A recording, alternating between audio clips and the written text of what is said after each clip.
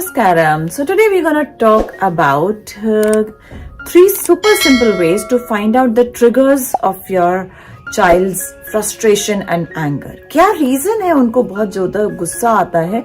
क्योंकि अगर हम रीजन फाइंड आउट कर लेते हैं तो then we are able to help the child to come out of that situation very easily.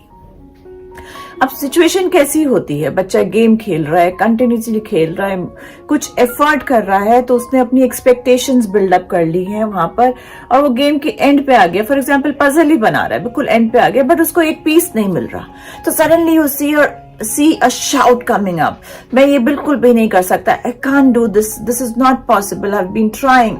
So the child gets into the negative mode with the outburst of that anger. Now, what is the first situation?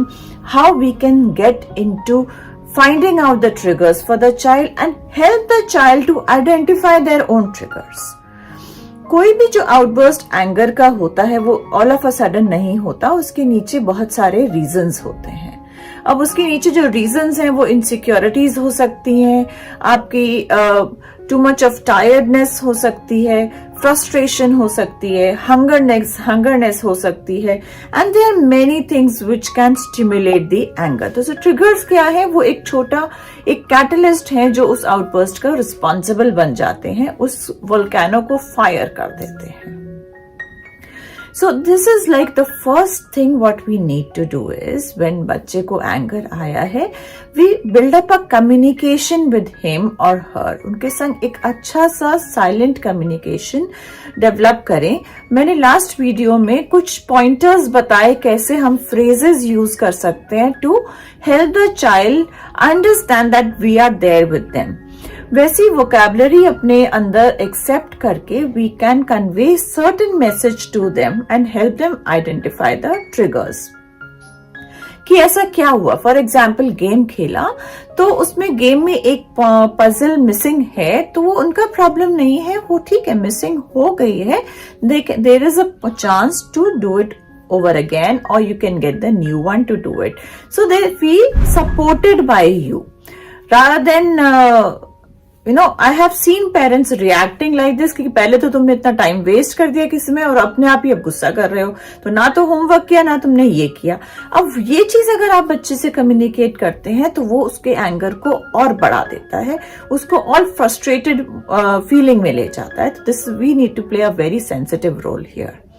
Once you have developed that communication with the child, एक बारी वो बातचीत उस level पे आ गई कि जब वो आपको सुनने लगा तो आप उसको कुछ कामिंग स्ट्रैटेजी सजेस्ट कर सकते हैं. थोड़ी ब्रीदिंग कर सकते हैं, थोड़ा आर्ट कर सकते हैं, या कुछ भी कोई ऐसी एक्टिविटी है आपके पास, कोपिंग कार्ड्स बनाए, कोपिंग स्किल कार्ड्स हैं, या कोई और गेम में आपको इन्वॉल्व करना है, तो आप बच्चे को, और might be you cook a small special dish of that child and offer him that, कुछ भी ऐसी चीज से करके उसको आप काम डाउन कर सकते हैं.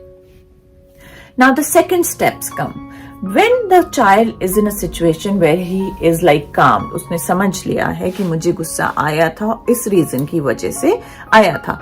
अब उसके आने के बाद उसको अगर हम याद दिलाएं, उसकी अवेयरनेस को इंक्रीज करें कि जब आपको गुस्सा आया था तो आपको कैसा महसूस हुआ था.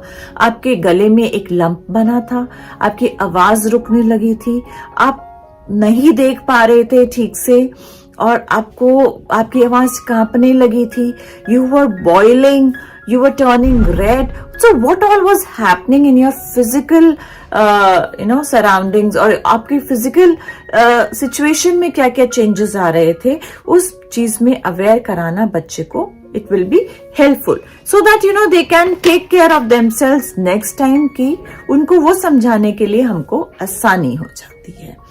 So this is first we identify the trigger, we develop the communication with the child, we suggest some calming strategies, and then we ask them to find out कि what happened when the outburst of anger happened, क्या physical changes उनमें आए.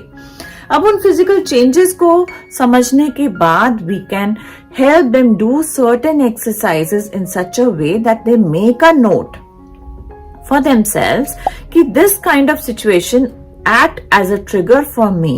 वो note जो noting down है वो आपकी further situation में हेल्प करती है, आगे जब वो चीज आएगी तो आपको हेल्प करेगी. See, this is the complete process how we can train our brain. And we at Soul Splash, we have crafted these exercises using the mindful expressive art in such a way that हम इन बच्चे को इन journeys पे ले जाते हैं कि कहाँ से कैसे उनका फिजिकल है, ताकि वो अपने आप को समझ पाए. What is emotional intelligence? Emotional intelligence is once you understand your feeling, you identify with your feeling, and then you are able to manage your feelings and emotions in a better way. ठीक है, तो ये emotional intelligence is not a very high फंडा thing कि आपको बड़ी मुश्किल कुछ और करना पड़ेगा उसको समझने के लिए. आप इन छोटी छोटी चीजों को एवरी डे में जब समझते हैं, अगर आप वो एक्सरसाइजेस का करना चाहते हैं, करते हैं, तो it just take few minutes a day, but उससे बच्चे के अंदर की जो ग्रोथ है और जो सेल्फ डेवलपमेंट होती है, that is amazing. And building this up is gradual. It cannot be fed to the child in one day. कि ऐसा होता है, ऐसा होता है. No. Gradually when they were learning her, it forms, it gives the ingrains, leaves the impressions on the child's personality, and then they understand, they know, कोई भी situation आ जाएगी, they are capable of finding a solution to it. So if you like this video, do subscribe to my channel. I come live every Tuesday, and then there's a video every week on the YouTube channel for you to see, where we're gonna talk with any one of the emotions, how to deal with it, and then transform it into something which will make a child emotionally intelligent. My mission is to empower every child with the quality of emotional intelligence so that they can lead their life happily, successfully, joyfully, and succeeding in all the arenas of life. Thank you so much for listening.